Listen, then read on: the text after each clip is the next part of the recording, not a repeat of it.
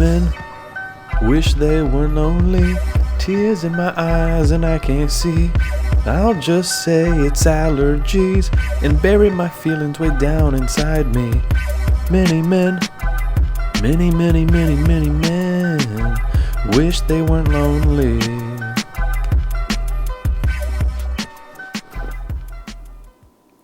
Making friends can be difficult, and it gets even harder the older we get. As kids, it was easy. We were surrounded by people our age all the time, and we'd befriend people for the simplest, most superficial reasons. He's my friend because we live next to each other, and he's my friend because our names are next to each other in alphabetical order, and he's my friend because he has the big box of crayons. And social order and social status are also easily determined. The fastest kid in class automatically becomes the coolest kid. It's natural selection, the way Darwin would have wanted it. And as we age, it changes. We no longer race each other on foot, and we start to have more responsibilities, which means less free time. You have to worry about going to work, paying bills. Maybe you're lucky enough to have a significant other and a family to support and take care of. Plenty of positives to that, but one major downside is it takes a lot of time and effort to maintain. And that means less time with the boys, less ladies' nights. Some people haven't had to worry about the question, how to make friends. Maybe that's because they made their friends in school and they still live in the same area as those friends. Or maybe you're the type of person that forgets about your friends once you've graduated, and now you're all in on that one special person. And now you do everything with your significant other, making everyone else insignificant to you. Either way, I think this video can be helpful. I think the most valuable thing in this world you can be is a good friend. You wouldn't believe the amount of impact you can have on one person as a friend. And trust me, as someone who just completed the No Friends for 1 Year challenge, I now know the value of friendship. And they say you don't know what you got till it's gone. And now I have a true appreciation of what one friend can provide. The opposite of happiness is loneliness. So for the rest of this video, let's attempt to cure this diagnosis. Have you found yourself feeling isolated or disconnected from others? Or maybe you're feeling empty or simply sad and you don't know what to do. Well, you may just be dealing with something called male pattern loneliness. And it's a condition affecting trillions of men worldwide. But that's all right, because I have the solution for you. Introducing the friend with benefits. Everyone has a friend with benefits because friendship has so many benefits. Now tell your wife or girlfriend that you need some time away from them because your friend with benefits is calling. And if they get upset, just educate them on the latest research. You don't have to suffer from loneliness forever. Get yourself a friend with benefits. And tell your wife it's just what the doctor ordered. And if you don't think loneliness is bad, listen to our expert, Winston von Karlowitz, go deeper on the subject. Yeah, loneliness is bad. And it's gotten so bad in America that the U.S. Surgeon General declared loneliness to be an epidemic, equating a lack of social connection to being as lethal as smoking 15 cigarettes per day or consuming 6 alcoholic beverages per day. Now you can interpret this information a few different ways, but as a doctor, I think this means that the forgotten solution to many of the world's problems is a night out with the boys. And if you want more stats, the U.S. Census Bureau's Pulse survey in 2024 indicated that 1 out of every 8 people feel lonely, usually or always, and that number jumps to 1 out of every 4 for people aged 18 to 29. People want to know how to make friends, and if you don't believe me, just look what we're searching for. Most therapy starts in the young adult age range from 18 to 34, and that's because they're trying to pay for someone to be their friend. And I wish it worked this way. Now let's start with meeting people, which in my opinion is the hardest part. To determine the best way to meet new people, I decided to reach out to global pop sensation Dua Lipa to see if she had any advice. but even she didn't know the best way to do it. And it's more complicated than just going out in public and talking to strangers. Ultimately, you're trying to find a group of people that are similar to yourself, that share common interests, and that you can build a community with. With this as our funnel, we need the proper setting to meet new people. And instead of thinking, where can I go to make friends, start thinking, where can I do things with other people? Because connection is built through shared experience. And when choosing the proper setting to meet new people and make friends, I want you to look for 3 things: shared interests, shared suffering, and repeated exposure. Meeting people through shared interests is a good way to get the conversation started because you already know you have something in common. Now, to do this, you need to ask yourself, what are my interests and hobbies? And then pursue those in a public setting. And I've found you'll have more success if this interest is more of an obsession, something that you can talk about for hours, because you'll be more likely to show up to this activity in the long run. If there's a sport you like, join a local rec league. If you like cooking, join a cooking class. If you like exercise, there's tons of group exercise classes like yoga, Pilates, CrossFit, run clubs, dance classes. And there's other options out there as well, like volunteering, church, several more. Now, me personally, I love many different forms of exercise. So to meet people, maybe I should try a run club, right? Everyone loves those. They're low cost, and they give you plenty of opportunities to meet potential friends with benefits. Isn't that what I'm looking for? Well, yeah, it is, kinda. But I tried this in the past without success, mainly because I don't enjoy running enough to show up consistently. I went to 2 meetups, ended up running alone by myself in silence, and I thought, I could do this on my own. So I stopped showing up after that. So Run Club wasn't for me at that point in time. So instead I decided to join a martial arts gym because I have interest in it and I have some experience as well. And I found a local one that has both Muay Thai and Jiu-Jitsu. And there's this saying that men communicate side by side or at an angle, and women communicate face to face. But I believe Jiu-Jitsu lets you bypass this rule and go straight to mounting your target, which I think will help me get past that initial awkward stage of friendship. And there's no better way to get to know somebody than to get on top of them. Now on to shared suffering. And meeting people through shared suffering is a great avenue to take because it can foster a deep sense of connection and unity within a group, which strengthens social bonds. And as kids, this was oftentimes school or through team sports. And after you graduate, you can do this in the military and suffer with your platoon. But I'd say the most common form of shared suffering after graduating would be through work. Meeting people through work is great because there's increased likelihood of similarities. Because if you work in the same profession, that means you've gone through the same prerequisites, and I'm sure you'll have some common interests. And plus, now you guys can complain to each other. Another option, again, is group exercise. Because after a hard workout, the energy in the room is just completely different. It creates the perfect opportunity to socialize and talk to others. Because for some reason, after shared suffering, people want to talk about it. It reminds me of school. Now, after taking a hard exam, everyone wants to talk about it for some reason. And there are other options for shared suffering, depending on the level of suffering you want to go through. There's always, Alcoholics Anonymous, the military, and like divorced dad groups are out there, I'm sure. And now on to repeated exposure, which is the most important aspect of friendship. Because, like most good things in life, consistency over time is where you see results. And building connection with people takes time. With this tactic, we are utilizing something called the mere exposure effect, which basically states with repeated exposure to something, our liking and familiarity of that thing increases without conscious recognition. For this, you'll need to go somewhere outside of your home repeatedly. And once again, this will include work. But this also includes something called a third space, which is an informal public setting where people can socialize, build community, etc., that is outside their home or work.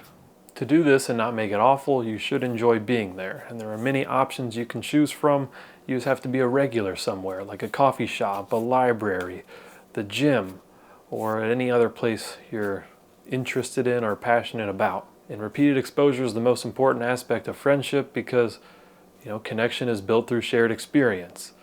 And it's just hard to build that bond with somebody unless you see them frequently. Hey, and if you're feeling desperate, I got 2 other ways to meet new people. Necessity is the mother of invention, and this loneliness problem has caused companies to try to create apps to solve it. There's plenty of apps out there. You got Meetup, you got Bumble, and you got Hinge.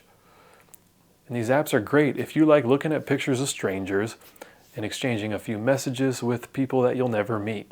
And the other option you have is the friend of a friend method, using your network of friends to try to meet new people. And this also applies to the family of your friend. Because as you grow older, a lot of your friends are going to get married and start to have kids, and that family is going to take priority over you. So if you want to spend time with your family-oriented friends, you need to infiltrate their family, which means you need to get their kid to like you and their wife to love you. But if that doesn't work, then you have to go to plan B, which is eliminate the competition. And with the cost it takes to raise a family these days, you're probably doing your friend a favor anyway. Now that we've covered the basics of meeting new people, it's time to get the conversation started. And this will likely be your responsibility. If you want someone else to talk to you first, then you either have autism or you're a woman. And either diagnosis can be difficult to live with. All right, fine, I'll back off that last statement I made. But if you want someone to start the conversation with you, you're going to have to be approachable. And what does that mean? You got to get rid of that RBF. No one's going to want to come up and talk to you if you have those rotting butt farts. So figure out what you're eating that's causing your stomach to be upset so you can get this problem addressed. People just won't want to talk to you if you have that RBF. But whatever situation you're in, it's helpful to know how to initiate conversation organically. And I've divided conversation starters into 5 categories called the 5 C's, and that's context, compliments, curiosity, commonalities, and the cold read. For context-based conversation starters, you just want to make observations and notice things around you and point them out. Is it crowded? Is it cold? Is it loud? But try to go beyond the surface level. So if you're talking about the weather, instead of saying the weather is great or it's terrible, just ask them what they like to do when the weather is like this. For compliments, you just want to be genuine and make it about effort or expression rather than something physical, Make it be something you noticed, not just that you looked. And I have a video that demonstrates this well. Walk up to her, give her a compliment, then just walk away. Walk away? Walk away. But how am I going to get her Do phone? it. Okay.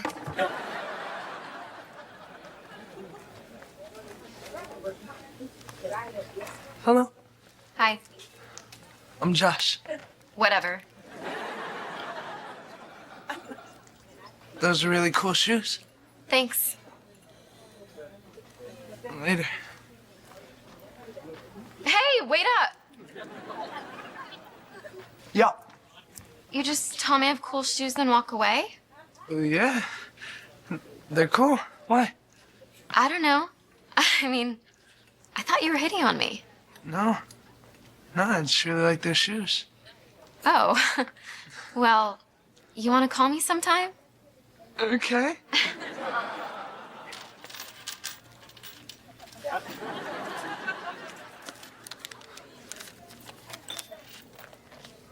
Wow. All 7 digits. As you can see in that video, Josh only had intentions of complimenting that woman. And by giving a genuine compliment with no expectation of anything in return, he may have just made a friend. And for curiosity, that's just asking questions, and it can be whatever comes to your mind.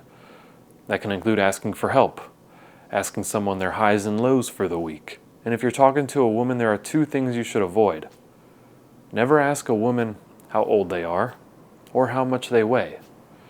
Instead, ask them what year they were born and what weight class they would fight in. And that can trick them into telling you what you really want to know.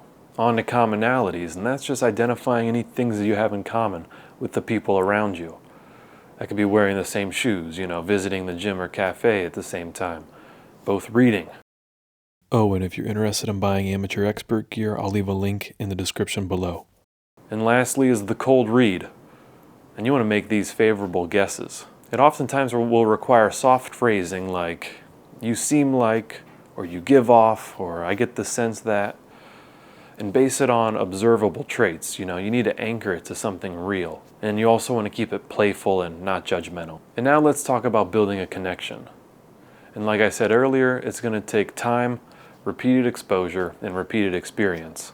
That's the key to mastering the friend zone. And to get more insight on mastering the friend zone, I reached out to my friend Sam. So Sam, we all know your wife friend zoned you. How did you get into the friend zone? Yeah, so I met my wife freshman year of college. We spent an evening hanging out with a group of friends, and I thought she was really cute. So the next day, I decided to ask her to coffee, and she said yes. She said she would love to go to coffee with me just as friends. So I would say the key to entering the friend zone is to find a girl that you really like, that you're interested in, and just make sure that she doesn't like you back, and then you can make a friend very quickly. Sam highlighted a key point there. When trying to enter the friend zone with a woman, you want to make sure she doesn't find you too attractive, because if that attraction is present, that can lead to dating and potentially marriage in the future. And right now, we can't afford that. And it's not why you're watching this video. Now here's an example of this point in action from an online dating show. Are you attracted to me? No. Okay, that's fine. I'm not. No worries. But I got like a homeboy there. Yeah, no, it's good. Yeah, It's like the anime shit. Fuck with it. It's good. I just wasn't like physically attracted to him, but like the dude is really cool. I like him. To speed up the connection building process, you'll need to get to know the other person. And how do you do that? You ask questions. And you can start with a basic question like, what's your name? And once you learn their name, use it sporadically throughout the interaction. But use your own name frequently, because you don't want them to forget who you are. So don't be afraid to talk in the third person. Then you can ask some of my favorite questions using the acronym FORD, and that's family, occupation, recreation, and dreams. Once you've learned their FORD, then you have a basic understanding of who they are. And after this, at some point, you're going to want to transition from dainty little small talk into clinically obese talk. And this is the question I asked social nuance expert and host of the Pretty Words podcast, Carter Melrose. The 3 types of conversations you can have, I put them into categories. I'm not going to explain them too much, but there's wall conversations, which are negative. There are windows conversations, which is small talk, and it's very neutral. And then there's bridge conversations, which brings you to a new place to play in, right? And this is your passionate conversation. You want to bring you or them to a place of passion so you're not on autopilot. So here is what we need to do. You need to come to these social events with questions prepared that you ask mostly every new person so that you feel like you have some things in your tool belt to get you there, like a kind of a scaffolding tool. So the 3 ways that I like to do it is the nostalgia lane, which are questions that kind of dip into nostalgia specifically. What is one of your favorite places in the entire world? What is one place that you grew up loving to eat at? It gets you there. It gets you to the passion place. The next one is the passion lane. What if you could talk about one thing for the rest of your life? If you could have a podcast about something, what would it be? Immediately gets you there. And finally is the play lane. I use this one a lot. With a lot of my friends, this lands pretty hard, okay? If you could only eat one food for the rest of your life, which would it be? That's an easy one, and it's not a risky one, and it gets you to a playful, like kid-like place where you need to go if you want to be friends with someone or have better connections with someone. So those are the 3 I got for you. Come up with those 3. Use them interchangeably. Use them when you need to. And my last piece of advice is be vulnerable. And that means opening yourself up to rejection. And I'll put some examples of vulnerability on the screen. And that could be as much as making eye contact with someone, telling a joke, saying something controversial. But opening yourself up to rejection inversely opens yourself up to connection, which is going to be necessary when trying to make new friends. So be the first to be vulnerable in the interaction. And the times where you are the most vulnerable will be starting the conversation and asking to hang out at a later date. And setting up a hangout outside of the traditional place you see somebody is what can really finalize a friendship, because you may be friends with someone at work or at a workout class, but your friendship will elevate if you can move it to a different location. And for guys, it's a good idea to have an activity going on in the background. Something that you share interest in is a good idea as well. So it could be, golfing, working out with them, watching sports, because a one-on-one date is just too intimate for a dude hangout. To summarize everything in this video, we all have friends with benefits because friendship has so many benefits. Making friends gets harder as you get older. More responsibilities equals less free time. Work and family take priority over friendship, and many people don't know how to make friends after finishing school. The first step is meeting people, and for this you'll want to pick a setting that optimizes for 3 things. That's shared interest, shared suffering, and/or repeated exposure, the most important component. Then you'll need to start the conversation, and conversation starters fall under 5 categories. That's context, compliments, curiosity, commonalities, and cold reads. And once the ice is broken, to build a friendship, you'll have to get to know the other person. Asking basic questions and the forward questions are great. That's family, occupation, recreation, and dreams. And the more you get them talking about the things they like, the better. For getting past small talk, come prepared with nostalgia, passion, and play questions. And lastly, you will need to be vulnerable to build true connection, and that means opening yourself up to rejection. This also opens up the other end of the spectrum, which is connection. So be the first to be vulnerable in the interaction. Now I'm going to take my amateur expert hat off for a moment, but I'll still leave my amateur expert merch on. And be real with you guys. I made this video for myself because I've been struggling with loneliness ever since I started doing travel physical therapy. I've been away from my friends and family, and I've been moving to places, for short amounts of time, and I failed at making any real connections with people. So if you're battling loneliness, just know that you're not alone.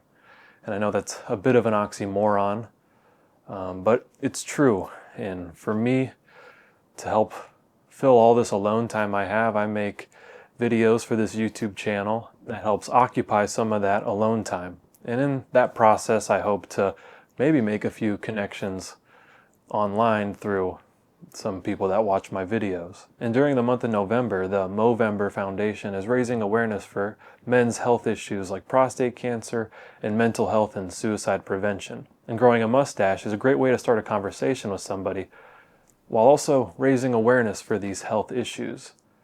And my friends at Elevate in Columbus, Ohio, Kevin and Kenton, have brought this to my attention. So consider donating to the Movember Foundation, and I'll link it in the description down below. All right, let's go out there and try to make some friends and reap the benefits from it. Many men wish they were lonely, tears in my eyes and I can't see. I'll just say it's allergies and bury my feelings way down inside me. Many men, many men wish they weren't lonely.